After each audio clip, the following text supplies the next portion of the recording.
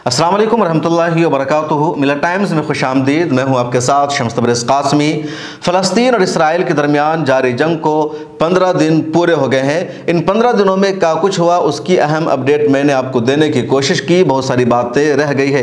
इन 15 दिनों में ये बात भी वाज़ेह हो गई कि दुनिया का कौन सा मुल्क किसके साथ खड़ा है। ज़्यादातर जो बड़े ममालिक है, ताकतवर ममालिक है, उन्होंने खुलकर इसराइल की हिमायत की है।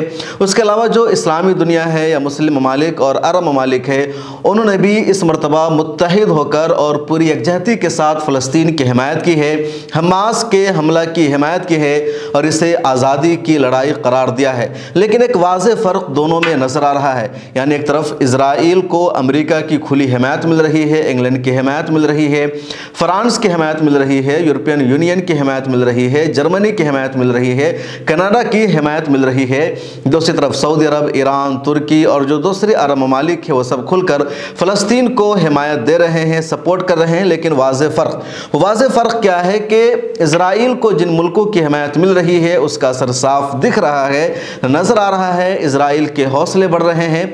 लेकिन मुस्लिम ममालिक की और अरब देशों की फ़लस्तीन को और हमास को जो मदद मिल रही है वो मदद बज़ाहिर नज़र नहीं आ रही है, वो मदद नहीं दिख रही है और ऐसा लग रहा है कि अरब ममालिक सिर्फ ज़ुबानी जमा खर्च कर रहे हैं, अमली कदम नहीं उठा रहे हैं। इस वीडियो में ज़रा इसी फ़र्क को समझने की कोशिश करेंगे कि बुनियादी फ़र्क क्या है। इस पूरी जंग में एक तरह से नैरेटिव ये सेट किया गया कि हमास ने 7 अक्टूबर को इज़राइल पर हमला कर दिया और जंग का आगाज़ हमास ने किया, जबकि इज़राइल जो कुछ कर रहा है, लगातार फ़लस्तीनियों को जिस तरह मार रहा है, बेघर कर रहा है, वो रद्द अमल में कर रहा है, बदला ले रहा है। उसने जंग का आगाज़ नहीं किया। ये नैरेटिव वेस्टर्न मीडिया ने सेट करने की कोशिश की और तकरीबन यही नैरेटिव सेट हो गया है। हालांकि अल जज़ीरा या जो दूसरे लिखने वाले, पढ़ने वाले, बोलने वाले, उन्होंने पूरी मजबूती के साथ इस बात को रखी है और आज भी रख रहे हैं, जो इंसाफ पसंद है। इस जंग की शुरुआत हमास ने नहीं की, बल्कि इस जंग की शुरुआत ब्रिटिश एम्पायर ने की थी, अमेरिका ने की थी, खुद यहूदियों ने की और 1947 में ही इस जंग की शुरुआत हुई, जिसका आगाज़ खुद इज़राइल और यहूदियों ने किया।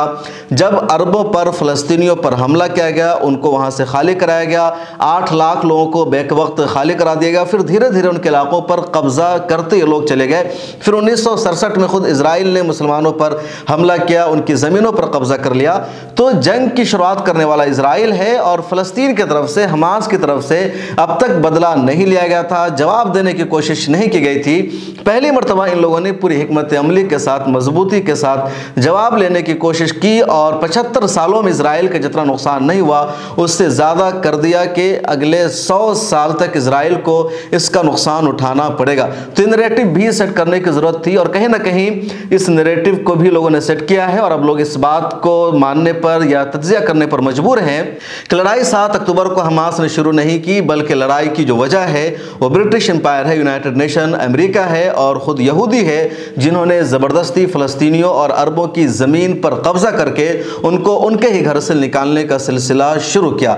अब हो क्या रहा है कि जो इज़राइल का साथ देने वाले ममालिक हैं वो इस जंग में इज़राइल का साथ दे रहे हैं, अमेरिका, बरतानिया, और कह रहे हैं कि इज़राइल जो कुछ गज़ा पट्टी पर कर रहा है वो बदला ले रहा है, लिहाजा उसको इंतकाम लेने का राइट है, हक़ है और हम लोग उसके साथ खड़े हैं। ये वेस्टर्न मीडिया की तरफ से या वेस्टर्न वर्ल्ड की तरफ से कहा जा रहा है।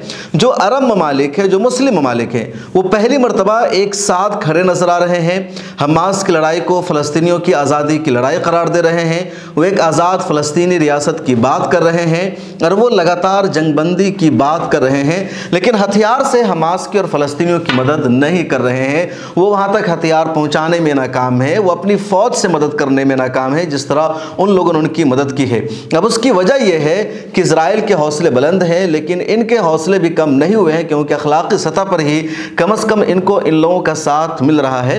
अब सबसे बड़ा सवाल जो लगातार किया जा रहा है, मेरे भी जहन में है और आपके जहन में भी है, कि जब अमेरिका अपने बहरी बेड़ा को यहाँ भेज सकता है, जब इंग्लैंड फौजी मदद दे सकता है, दूसरे ममालिक मदद कर रहे हैं इज़राइल की, तब सऊदी अरब फौजी मदद क्यों नहीं कर रहा है फ़लस्तीनियों कर हमास की, या शाम क्यों नहीं फौजी मदद कर रहा है, या तुर्की क्यों अपनी फ़ौज को नहीं भेज रहा है वहाँ, क्योंकि तुर्की की सरहद बहुत قریب ہو جاتی ہے، عراق کی فوج کیوں نہیں پہنچ پا رہی ہے اسرائیل میں حماس کی معاف کیجیے فلسطین میں حماس کی مدد کے لیے؟ ایک سوال ہے جو لگاتار ذہنوں میں اٹھ رہا ہے، اور اس سوال کو اگر آپ جاننے کی کوشش کریں گے، تجزیہ کریں گے، تو یہ سمجھ میں آئے گا کہ جو عرب ممالک ہے ان کو شاید لگ رہا ہے کہ ہم اس پوزیشن میں نہیں ہے کہ ہم جنگ لڑ سکے، کیونکہ اسرائیل کے ساتھ امریکہ ہے، برطانیہ ہے، فرانس ہے، اور جدید دور میں جن کے ہتھیار سب سے زیادہ اہم مانے جاتے ہیں، جن کی ٹیکنالوجی سب سے زیادہ مضبوط ہے، وہ ممالک اسرائیل کے ساتھ کھڑے ہیں۔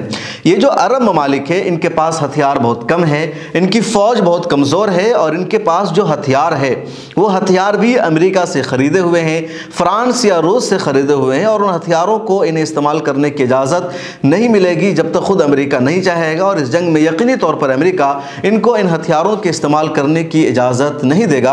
اس لیے جو عرب ممالک ہیں، خاص سعودی عرب، مصر، یہ سب مل کر کے یہ کوشش کر رہے ہیں کہ بات چیت کے ذریعے مسئلے کا حل کرایا جائے، اور پہلی فرصت میں جنگ بندی کو یقینی بنایا جائے کہ جس طرح لگاتار اسرائیل غزہ پٹی پر بمباری کر رہا ہے، بے گناہوں کی موت ہو رہی ہے، تو پہلے اس سلسلے کو روکا جائے، پھر آگے بات چیت ہوگی۔ اور اس کے سلسلے میں جو عرب ممالک ہے ان کو یہی لگ رہا ہے کہ اگر ہم نے اپنی فوج کو میدان میں اتار دیا تو ہمارا ہی نقصان ہوگا، کیونکہ جو ہماری فوج ہے وہ جدید تربیت یافتہ نہیں ہے، ان کے پاس جدید اسلحہ نہیں ہے، اور اس کا خمیازہ پچھلے دنوں میں بھگتنا پڑا ہے۔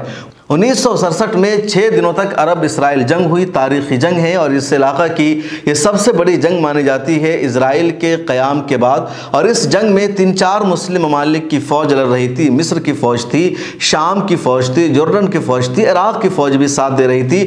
4 ممالک کی فوج ایک طرف تھی اور دوسری طرف اسرائیل کی فوج تنے تنہا تھی۔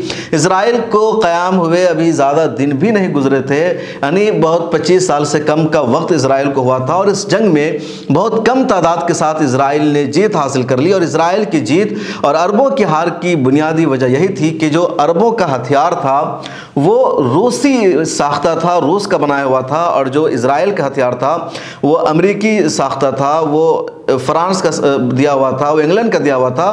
ان کے پاس جدید مہارت تھی، جدید طاقت تھی، اور یہ پرانے سسٹم والے ہتھیار تھے، تو ہتھیاروں کی کمی کی وجہ سے، ناتجربہ کاری کی وجہ سے عربوں کو شکست کا سامنا کرنا پڑا۔ حالانکہ 1973 کی جنگ میں مصر کو جیت ملی، عربوں کو کامیابی ملی، اور سینائی علاقہ کو خالی کرا لیا۔ کہا جاتا ہے کہ 1973 میں اگر امریکہ مداخلت نہیں کرتا، وہ نہیں آتا، اپنی فوج کو نہیں بھیجتا، تو غزہ پٹی اور ویسٹ بینک کا ایریا اسی وقت حل ہو جاتا اور ایک آزاد فلسطین ریاست کی تشکیل ہو جاتی۔ لیکن امریکہ نے اسرائیل کو اس وقت بچا لیا، غزہ پٹی اور فلسطین کا معاملہ حل نہیں ہو پایا تھا۔ اب موجودہ دور میں ان مسلم ممالک کو لگتا ہے کہ ہماری فوجیں اس قابل نہیں ہے کہ سیدھے امریکہ اور اسرائیل سے ہم مقابلہ کر سکے، اس لیے لوگ بات چیت کے ذریعے مسئلے کا حل کر رہے ہیں اور ڈپلومیٹک سطح پر پوری طرح دباؤ بنا رہے ہیں اقوام متحدہ پر، امریکہ پر، کہ جنگ بند ہو۔ اور یہی وجہ ہے کہ پچھلے ایک ہفتہ میں 3 بڑی کانفرنس منعقد ہوئی اس خطہ میں۔ پہلی کانفرنس خلیجی ممالک کو ہوئی تھی، جس میں 6-7 ممالک کے رہنماؤں نے شرکت کی، یعنی وزرائے خارجہ نے، اور ان سب نے یقینی بنایا اور کھل کر فلسطین کا ساتھ دیا اور جنگ بندی کی کوشش کی۔ اس کے بعد OIC یعنی 57 مسلم ممالک کی جو تنظیم ہے، اسلامی تعاون تنظیم، ان کے وزرائے خارجہ کا ہنگامی اجلاس ہوا 17 اکتوبر کو جدہ میں، اور اس اجلاس میں بھی کھل کر اسرائیل کی تنقید کی گئی، اقوام متحدہ پر دباؤ بنایا گیا، امریکہ کی تنقید کی گئی، اور کہا گیا کہ جنگ بندی پہلی فرصت میں ہونی چاہیے۔ 20-21 نکاتی اعلامیہ بھی جاری کیا گیا۔ اس اعلامیہ میں یہ بھی تھا کہ آزاد فلسطین ریاست کی تشکیل ہی مسئلے کا حل ہے۔ اور اس کے بعد آج مصر کے راجدھانی قاہرہ میں مصر کے صدر عبد الفتاح السیسی کی دعوت پر ایک امن کانفرنس بلائی گئی، جس میں بھی دنیا کے بیشتر ممالک کے رہنماؤں نے یا ان کے نمائندوں نے شرکت کی، اور سبھی نے جنگ بندی پر اتفاق کیا۔ حالانکہ کہا جا رہا ہے کہ یہ پرام زیادہ کامیاب نہیں بن سکتا ہے۔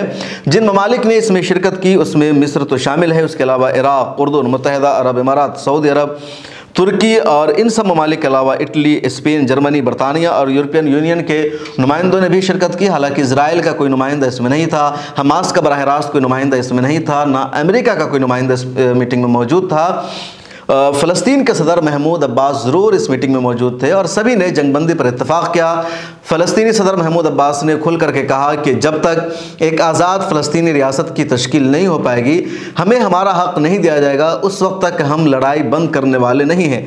दूसरे लफ्ज़ों में कह लीजिए कि फ़लस्तीनी सदर महमूद अब्बास ने आज अपने उस बयान को वापस ले लिया जो पिछले दिनों उन्होंने कहा था कि हमास जो कुछ कर रही है वो फ़लस्तीनियों की नुमाइंदगी नहीं है, ना अल-फतह का उसका ताल्लुक़ है, क्योंकि PLO ही फ़लस्तीनियों की तर्जमानी करती है।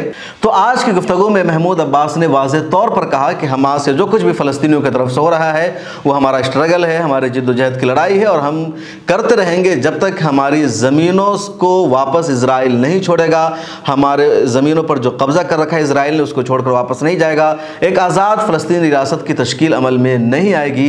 ये वाज़ेह तौर पर कहना था महमूद अब्बास का। तो साफ लफ्ज़ों में ये समझिए कि जो हमारे मुस्लिम ममालिक है ये डिप्लोमेटिक सतह पर, बातचीत की सतह पर, सफारती सतह पर मसले का हल करने की कोशिश कर रहे हैं और शायद इन्हीं लोगों की किसी न किसी कोशिश का अमल दखल है कि आज कुछ देर के लिए रफ़ा क्रॉसिंग बॉर्डर को खोलने पर इत्तफाक़ किया गया, कुछ देर के लिए गज़ा पट्टी में जंग बंदी हुई और 20 ट्रक वहाँ दाखिल हो सके, लेकिन उसमें भी ईंधन को इजराइल ने दाखिल नहीं होने दिया, बहुत सारी ज़रूरी अशिया को दाखिल नहीं होने दिया। यूनाइटेड नेशन के रिप्रेजेंटेटिव ने वाज़ेह तौर पर कहा कि ये ऊँट के मुँह में ज़िरा है, यानी जो मदद इस वक्त गज़ा को पहुँची है वो कुछ भी इनके काम नहीं आ सकती है जब तक बड़ी तादाद में मदद न पहुँच जाए। हो सकता है कि अगले दिनों में भी इसी तरह मदद मिलने का, पहुँचने का सिलसिला जारी रहे। तो जो मुस्लिम ममालिक है वो डिप्लोमेटिक सतह पर कोशिश कर रहे हैं, लेकिन मुझे लगता है कि मुस्लिम ममालिक जो कुछ कर रहे हैं वो बुज़दिली है, वो हिकमत अमली नहीं है। इस वक्त फ़लस्तीन को उससे ज़्यादा मदद की ज़रूरत है और ईरान ने जिस तरह की मदद की है उसी तरह की मदद दूसरे मुल्कों को भी करनी चाहिए। जितने मुस्लिम ममालिक हैं उन सब में सिर्फ ईरान है जो ताकत से, पैसा से, टेक्नोलॉजी से हमास की और फ़लस्तीनियों की मदद कर रहा है और कई महाज से ईरान फ़लस्तीन को मदद पहुँचा रहा है। बराह रास्त हमास जो लड़ रहे हैं उसको भी कहीं ना कहीं ईरान की मदद मिल रही है। उसके बाद लेबनान की सरहद से हिजबुल्लाह लगातार इजराइल पर हमला कर रहा है। इजराइल की आंखों की नींद उड़ चुकी है हिजबुल्लाह के हमला की वजह से।